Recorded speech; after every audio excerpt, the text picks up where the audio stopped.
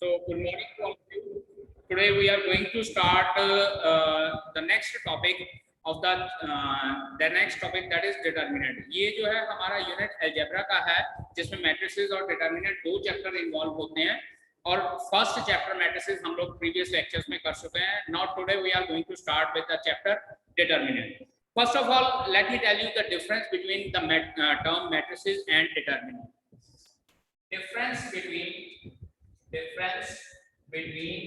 matrices and determinant. बेटा ये सिर्फ आप लोगों की सहूलियत के लिए है कि आप लोगों को पता होना चाहिए कि डिटर्मिनेंट और मैट्रिसेस में डिफरेंस क्या होता है. अदरवाइज पेपर में क्वेश्चन नहीं आता कि write down the difference between matrices and determinant. सिर्फ आप लोगों को पता होना चाहिए. First is matrices can be of any order, या matrix can be of any order. Matrix जो है वो किसी भी ऑर्डर की हो सकती है, चाहे रेक्टेंगुलर ऑर्डर हो चाहे हमारे पास स्क्वायर मैट्रिक्स हो. 1/10, 1/2, 1/5, सिमिलरली 2/2, 3/3 एक्सेट्रा. मैट्रिसेस जो है किसी भी ऑर्डर की हो सकती है. while determinant is always of squared order. Squared order होता है हमारे पास either 1/1 ऑर्डर होता है या 2/2 ऑर्डर होता है या 3/3 होता है या 4/4 and so on. बट आप लोगों के सिलेबस में हमारे पास सिर्फ ये तीन ऑर्डर के डिटर्मिनेंट्स है, 1/1, 2/2 एंड 3/3. अब दूसरा हमारे पास क्या होता है, फॉर स्केलर मल्टीप्लिकेशन. अगर हम लोग स्केलर मल्टीप्लिकेशन की बात करें तो मैट्रिसेस में क्या होता है, late us suppose capital A मेरे पास कोई मैट्रिक्स है 1 2 3 4 5 6. ये एक मैट्रिक्स है. I want to find out 2a. 2a का मीनिंग है कि अंदर हर एक एलिमेंट जो है 2 के साथ मल्टीप्लाई हो जाएगा. चेक कीजिए, मैट्रिसेस में क्या है कि अंदर हर एक एलिमेंट जो है 2 के साथ मल्टीप्लाई हो जाता है. लेकिन अगर डिटर्मिनेंट a की बात करें, अब बेटा एक और चीज ध्यान देने वाली है डिटर्मिनेंट में. डिटर्मिनेंट हम लोग इस तरह की ब्रैकेट के साथ डिनोट करते हैं. यहाँ देखिए मैट्रिसेस में हमारे पास क्लोज ब्रैकेट होती है, लेकिन जो डिटर्मिनेंट है वो हमारे पास स्ट्रेट लाइन से डिफाइन किया जाता है. 1 2 3 let us suppose 4 5 6 7 8 and 9. I want to find out 2 times a. अब 2 टाइम्स a का मीनिंग होता है बेटा जी, हम लोग डिटर्मिनेंट में किसी एक रो या किसी एक कॉलम के साथ ही मल्टीप्लाई कर सकते हैं. मैट्रिसेस में क्या होता है कि जो स्केलर मल्टीप्लिकेशन में जो स्केलर कांस्टेंट एलिमेंट मल्टीप्लाई किया वो अंदर सारे एलिमेंट्स के साथ मल्टीप्लाई हो सकता है. लेकिन डिटर्मिनेंट के केस में हम लोग अगर मल्टीप्लिकेशन करते हैं तो ये किसी एक रो या किसी एक कॉलम के साथ मल्टीप्लाई हो सकती है. यहाँ तो मैं इस रो के साथ मल्टीप्लाई करूंगा, या इस रो के साथ, या इस रो के साथ मल्टीप्लाई करूंगा, और I can multiply with this column और with this column and with this column. मतलब क्या है कि किसी एक रो या किसी एक कॉलम के साथ हम लोग मल्टीप्लाई कर सकते हैं डिटर्मिनेंट. उसके बाद थर्ड वन इज जो मेन इंपॉर्टेंट चीज है डिटर्मिनेंट और मैट्रिसेस का डिफरेंस हमारे पास क्या होता है. Matrix can not be solved with in itself. Matrix can't be solved within itself while determinant can be solved within itself. Determinant can be solved within itself. मतलब क्या है कि डिटर्मिनेंट को हम लोग सॉल्व कर सकते हैं. नाउ यहाँ से हमारे पास क्या चीज निकल के आती है, द थिंग इज दैट कि determinant is a particular value of a matrix. किसी भी मैट्रिक्स की पर्टिकुलर वैल्यू होती है और वो मैट्रिक्स कौन सी होनी चाहिए, स्क्वायर मैट्रिक्स होनी चाहिए. एक बात याद रखिएगा बेटा, अगर आपके पास इस तरह से लिखा हुआ है कैपिटल A 1 2 3 4, तो आपको डिटर्मिनेंट फाइंड आउट करने को कहा होगा तो सिंपली लिखा होगा find out determinant A. Determinant A क्या है, ठीक है. यहाँ आपको लिखा होगा कि इस तरह से फाइंड आउट दिस. इसका भी मीनिंग हमारे पास यही होता है कि डिटर्मिनेंट A है. यहाँ तीसरी चीज find out delta of this matrix. Delta हम लोगों को फाइंड आउट करने को कहा होगा तो इसका भी मीनिंग हमारे पास यही है कि डिटर्मिनेंट। तो इसका मतलब क्या होता है कि determinant is a particular value जिसको हम लोग विद इन इटसेल्फ सॉल्व कर सकते हैं। यहाँ अगर मैट्रिक्स की बात की जाए तो determinant is a particular value of a matrix. अब मैट्रिक्स को हम लोग फर्दर मल्टीप्लिकेशन डिवीजन कर सकते हैं, लेकिन डिटर्मिनेंट में हम लोग फर्दर मल्टीप्लिकेशन डिवीजन नहीं करते या एडिशन सब्ट्रैक्शन नहीं करते। ये डिटर्मिनेंट की कुछ अलग से प्रॉपर्टीज होती हैं जब हमारे पास एडिशन सब्ट्रैक्शन आती है। But the main thing is, सबसे पहली बात, मैट्रिक्स किसी भी ऑर्डर पे हो सकती है लेकिन डिटर्मिनेंट हमेशा स्क्वायर ऑर्डर का होएगा। उसके बाद सेकंड थिंग होती है कि जब स्केलर मल्टीप्लिकेशन करनी होती है तो मैट्रिक्स के सारे एलिमेंट मल्टीप्लाई हो सकते हैं, लेकिन डिटर्मिनेंट के केस में कोई पर्टिकुलर रो या पर्टिकुलर कॉलम ही मल्टीप्लाई हो सकता है। और तीसरी बात, matrix can not be solve with in itself, determinant can be solve with in itself. और यहाँ डिटर्मिनेंट की हमारे पास कोई पर्टिकुलर कांस्टेंट वैल्यू होती है and that constant value can be positive, negative और जीरो। पॉजिटिव वैल्यू भी हो सकती है, नेगेटिव वैल्यू भी हो सकती है और वैल्यू जीरो भी हो सकती है। जरूरी नहीं है कि हमारे पास सिर्फ पॉजिटिव ही होनी चाहिए। ये आप लोग ये कहोगे ये मॉडुलस का साइन है, नहीं, ये मॉडुलस का साइन है, this is just an abbreviation to represent the determinant, ठीक है जी। और ये वैल्यू पॉजिटिव भी हो सकती है, नेगेटिव भी हो सकती है और इसके बाद जीरो भी हो सकती है। Now next thing is how to evaluate या how to find out the value of a determinant.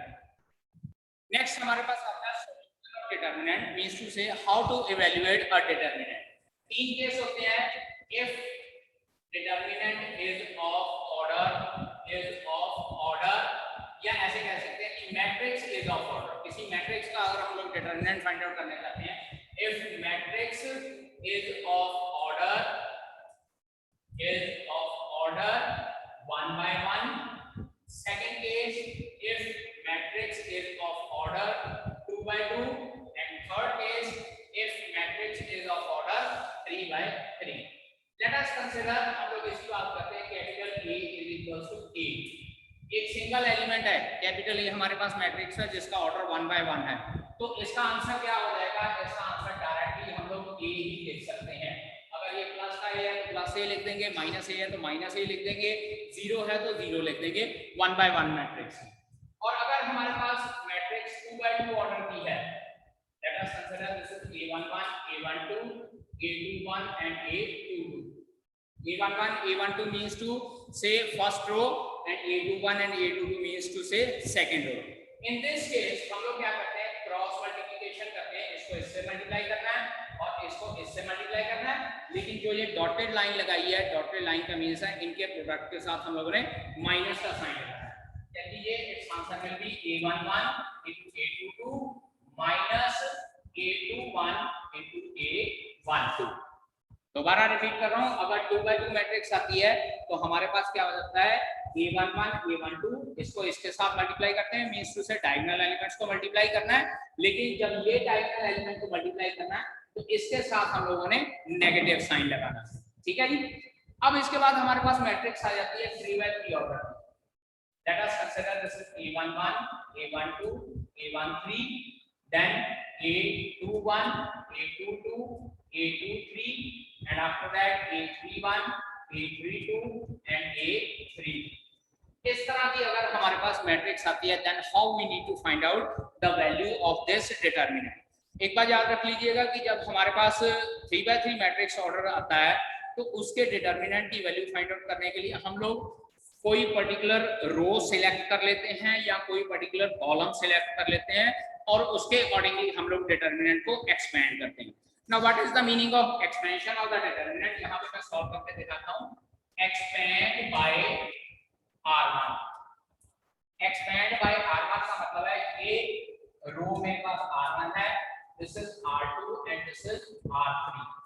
ये R1 R2 और R3 रोज हैं, मैं सिर्फ R1 के अकॉर्डिंगली एक्सपेंड करता हूँ। होता क्या है कि जो हमारे पास 3 by 3 ऑर्डर का डिटर्मिनेंट होता है उसको हम लोग 2 by 2 ऑर्डर में कन्वर्ट करते हैं और वहां से फिर हम लोग डिटर्मिनेंट फाइंड आउट करते हैं। अब अगर एक्सपेंड बाय R1 करना तो सबसे पहले R1 के एलिमेंट्स लेने A11, A12 एंड A13। ये तीन एलिमेंट्स लिख लिए, A11, A12 एंड A13। उसके बाद इन एलिमेंट्स के साथ हम लोगों ने इनका 2x2 ऑर्डर का एक मैट्रिक्स लिखनी होती है और वो मैट्रिक्स क्या होती है, लेट अस सपोज मैं A11 की बात कर रहा हूँ, आपने क्या करना है, ये पूरी रो छोड़ देनी है और ये पूरा कॉलम छोड़ देना है। चलिए पूरी की पूरी रो और पूरा का पूरा कॉलम छोड़ देना, बाकी मेरे पास जो ये 4 एलिमेंट्स बचे हैं, ये 4 एलिमेंट्स मैं यहाँ पे लिखने जा रहा हूँ, A22, A23, उसके बाद A32 and then A33। After this A12। अब मेरे पास ये एलिमेंट रह गया है, तो ये पूरी रो और ये पूरा कॉलम छोड़ना है। अब की बात क्या है, चेक कीजिए, सेंटर वाला जो एलिमेंट है A12, ये वाला पूरी रो छोड़नी है और ये पूरा कॉलम छोड़ देना है। अब मेरे पास बचता है A21, A23, A21, A23, then A31, A33। इसके बाद थर्ड एलिमेंट A13 कंसीडर करते हैं।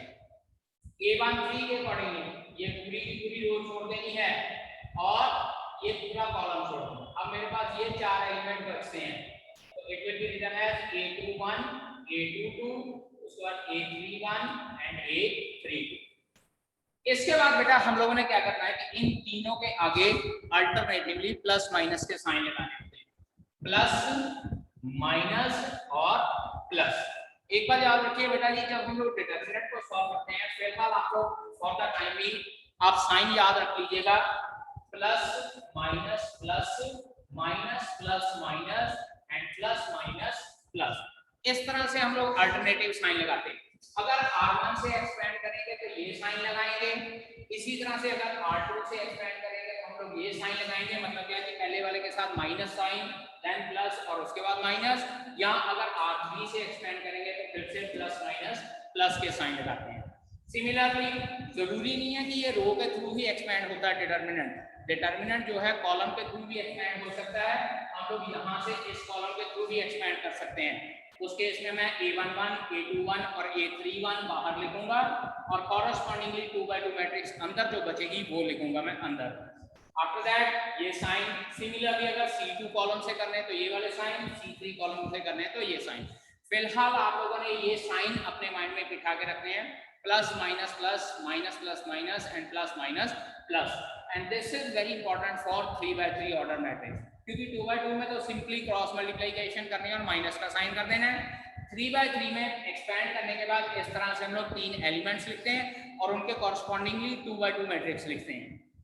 नाउ नेक्स्ट स्टेप, इसके बाद नेक्स्ट स्टेप हमारा सिंपल वही होता है, ये 2x2 मैट्रिक्स आ गई है, इसको सॉल्व करके जैसे ये 2x2 मैट्रिक्स सॉल्व किया, यहाँ पे आंसर लिख देना है, देन माइनस A12, फिर से 2x2 मैट्रिक्स है, क्रॉस मल्टीप्लाई करके यहाँ पे आंसर लिख देना है, देन A13, इसको सॉल्व करके और क्रॉस मल्टीप्लाई करके यहाँ पे आप लोगों ने आंसर लिख देना।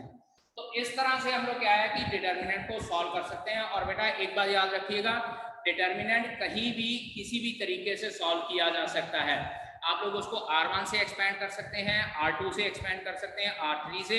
Similarly you can expand from C1, C2 और C3, किसी भी कॉलम से किसी भी रो से आप लोग एक्सपेंड कर सकते हैं। But before expansion you have to write down कि हम लोग इसको एक्सपेंड बाय R1 करने जा रहे हैं, या इसको एक्सपेंड बाय R2, या इसको एक्सपेंड बाय R3 करने जा रहे हैं, और एक्सपेंशन बाय C1, C2 और C3 respectively.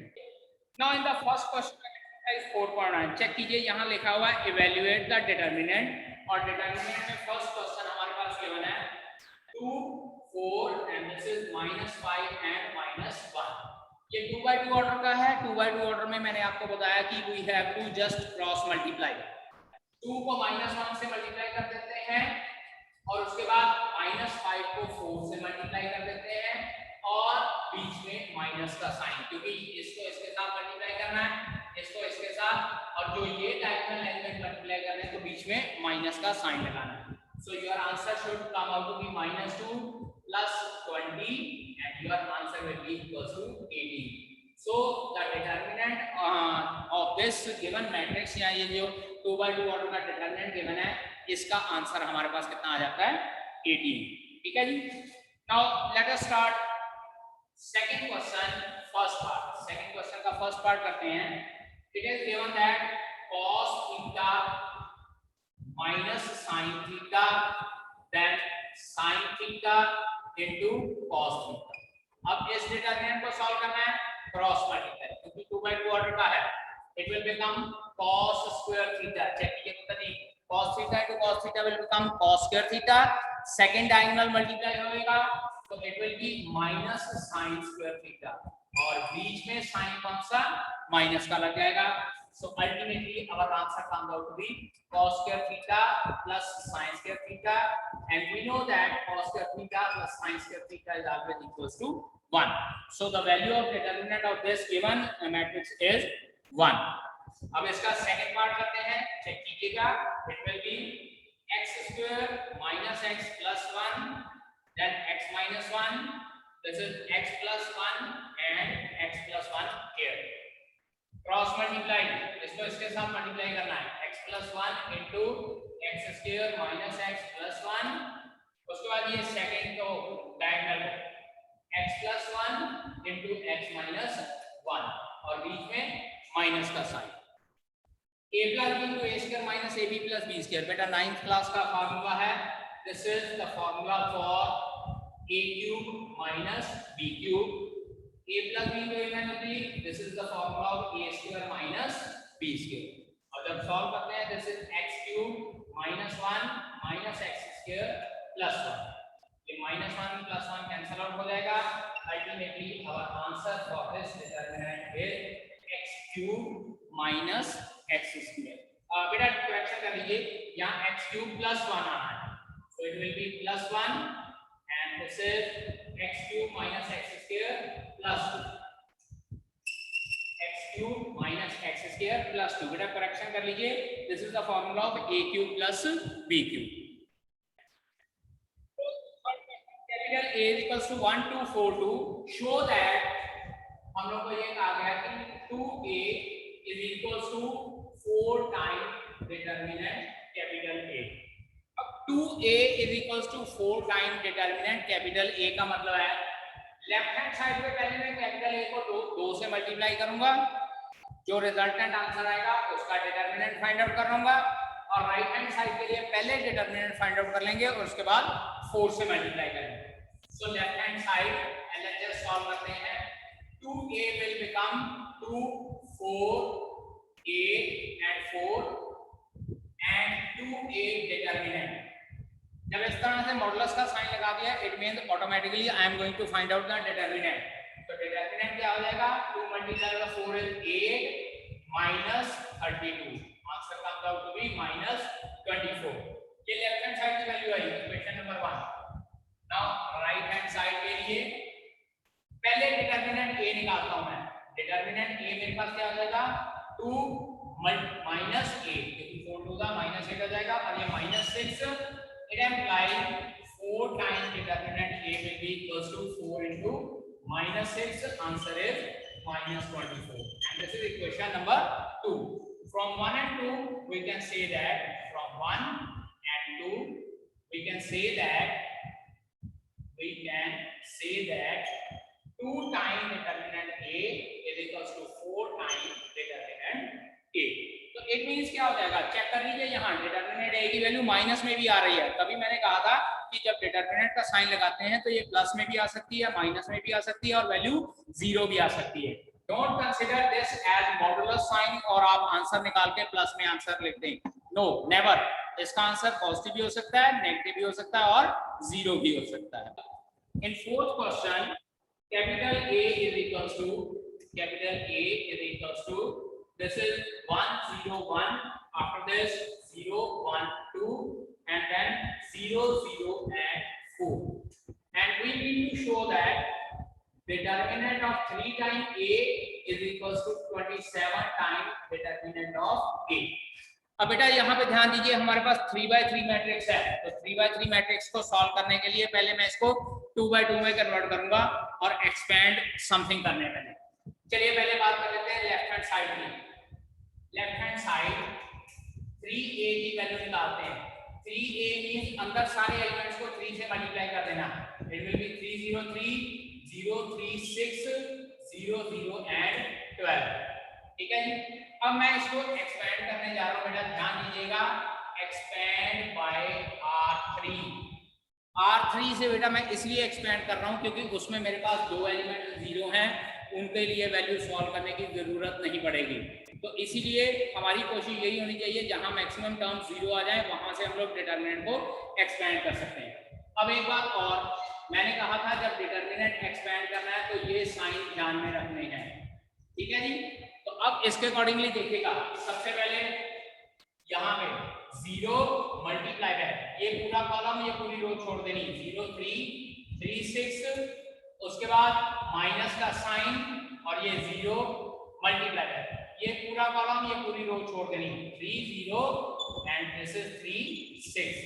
After this plus का साइन और ये एलिमेंट 12 मल्टीप्लाई बाय ये पूरी रो और पूरा कॉलम छोड़ देना, 3 0 0 3।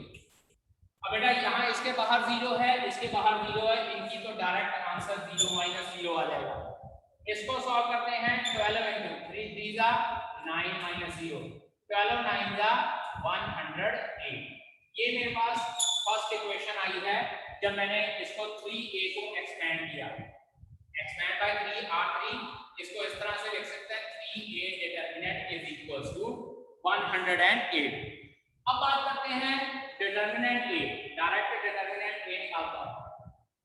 राइट हैंड साइड की बात करेंगे, RHS अगेन थर्ड रो में मैक्सिमम 0 है तो मैं थर्ड रो से एक्सपेंड करने जा रहा हूं, एक्सपेंड बाय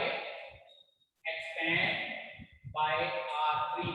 थर्ड रो से एक्सपेंड करते पुत्र जी, फिर से 0 इसको लिखते हैं determinant a is equals to 0 multiply by ये पूरी रो और ये पूरा कॉलम छोड़ लेना, 0 1 1 2 माइनस, क्योंकि याद रखिए एक ये साइन भी आप लोगों ने याद रखना, मैंने पहले बताया plus minus plus minus plus minus plus minus plus, ये साइन के अकॉर्डिंगली हम लोगों ने वहां पे साइन लगाने होते हैं। अब सेकंड टर्म के लिए माइनस साइन लगाएगा, 0 into ये पूरा कॉलम और ये पूरी रो छोड़नी है, 1 1 0 2 1 1 and 0 2 and after this third one plus का साइन आएगा, यहां से बेटा ध्यान दीजिएगा प्लस का साइन यहां से आएगा, उसके बाद 4 into ये पूरा कॉलम ये पूरी रो छोड़ देनी है, 1 0 0 and 1। यहां से आंसर 0 आ जाएगा, यहां से आंसर 0 आ जाएगा, it will B 0 minus 0 plus 4 into 1 minus 0, यहां क्रॉस मल्टीप्लाई करना है। So my answer is 4। It implies 27 times determinant a is equals to 27 into 4, answer comes out to be 108। so this is equation number 2। Check कीजिए, equation number 1 का answer भी 108 था, equation number 2 का answer भी 108 है। therefore from 1 and 2 हमारे पास answer क्या आता है, 3 टाइम a का determinant is equals to 27 time determinant a, और यही चीज बेटा हम लोगों ने प्रूव करनी थी। नोट कीजिए, फिर इसके बाद एक इंपॉर्टेंट प्रॉपर्टी थर्ड और फोर्थ क्वेश्चन की जनरलाइजेशन करके यूज करते हैं। Now please important property based on question number 3 and 4, जहां से हम लोग ये रिजल्ट डेराइव करते हैं। If capital A is a matrix of order n, matrix of order n, order n का मतलब है पता जी हम लोग स्क्वायर मैट्रिक्स बात कर रहे हैं। अगर आप लिखना चाहते हैं तो यहाँ पे लिख सकते हैं capital A is a square matrix of order n, then k times capital A का determinant will be equals to k raised power n into determinant A। k into A जो डिटरमिनेंट है that will be equals to k raise पर n into determinant a। अब वहां पे देखिए third question में check कीजिएगा, वहां पे मेरे पास एक कैपिटल A मैट्रिक्स थी 2/2 ऑर्डर की, ठीक है जी, और उसको 2 से मल्टीप्लाई किया था, मतलब k की वैल्यू वहां पे 2 थी और n की वैल्यू 2 थी। तो चेक कर लीजिए 2a determinant is equals to 2 की power 2 into determinant a which was equals to 4a। और जो फोर्थ क्वेश्चन था उसमें कैपिटल A जो मैट्रिक्स थी वो 3/3 ऑर्डर की थी और k की वैल्यू 3 थी हमारे पास, यहाँ k इक्वल्स टू 3 था और n इक्वल्स टू 3 था, तो 3 time capital A determinant is equals to 3 की power 3 into determinant A which was equals to 27 time determinant A। तो it means to say that ये हमारे पास एक प्रॉपर्टी प्रॉपर्टी होती है, अगर कैपिटल ए मैट्रिक्स कोई स्क्वायर मैट्रिक्स है ऑफ ऑर्डर n और उस मैट्रिक्स को किसी कांस्टेंट के साथ मल्टीप्लाई किया जाता है, तो डिटर्मिनेंट सॉल्व करने के लिए ज्यादा सॉल्व करने की जरूरत नहीं, सिंपली हम लोग ये क्या है a rays power n into determinant a लिख सकते हैं, क्योंकि 1 मार्क का क्वेश्चन है। 1 मार्क के क्वेश्चन में हम लोग को ये कहा जा सकता है कि capital A is a matrix of order 2 by 2 with determinant A is equals to 16, determinant A is equals to 16, ठीक है जी। तो डिटर्मिनेंट की वैल्यू 16 दी हुई है, हम लोगों को ये कहा हो सकता है find out 3 into capital A। अब 3 इनटू कैपिटल A मतलब क्या हो जाएगा, A की पावर n इनटू 16, तो ये हो जाएगा मेरे पास 9 into 16, answer 144। Means to say अगर अकेला डिटर्मिनेंट A कहा है, we can find out determinant of 3A also by using this property. Okay students, please note it down. Now consider 7th question. 7th question में बेटा हम लोग को ये कहा गया है find out the value of x, first part, if 2 4 5 1 is equals to 2x 4 6 and x, ठीक है जी, ये मुझे कहा गया है। और इसी तरह से मान लीजिए एक और केस है, मेरे पास ऐसे कहा गया 2 4 5 1 is equals to 2x 4 5 और x। अब यहाँ देखिए बेटा, ये डिटर्मिनेंट गिवन है और ये मुझे मैट्रिक्स गिवन है क्योंकि क्लोज ब्रैकेट की फॉर्म में है, और यहाँ पे मैंने x की वैल्यू फाइंड आउट करनी है। अब एक बात ध्यान रखिए बेटा, अगर मैट्रिसेस है तो मैट्रिसेस में आपने क्या करना है, सिंपली कॉरस्पॉन्डिंग एलिमेंट्स को कंपेयर कर देना है। 2x = 2, x = 1, या यहाँ पे भी आप लोग कंपेयर कर सकते हैं, x = 1 आ जाता है। मैट्रिक्स के केस में तो कॉरस्पॉन्डिंग एलिमेंट्स कंसीडर करने हैं और उसके बाद हम लोग आंसर निकाल सकते हैं। लेकिन जो डिटर्मिनेंट होता है बेटा, इसमें आप लोग ये नहीं कर सकते कि 2x = 2 and x = 1, ये गलत हो जाएगा। वैसे भी चेक करके देख लीजिए, ये एलिमेंट डिफरेंट है, वहां पे मैंने जानबूझ के एलिमेंट सेम लिख दिया था।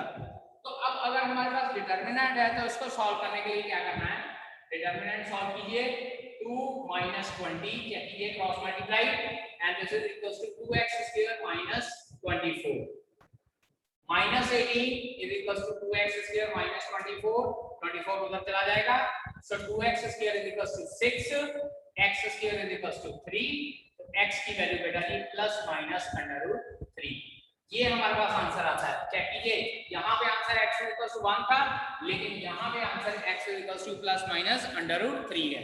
और यहाँ देख लीजिए, ये डिटर्मिनेंट है और ये मैट्रिक्स है।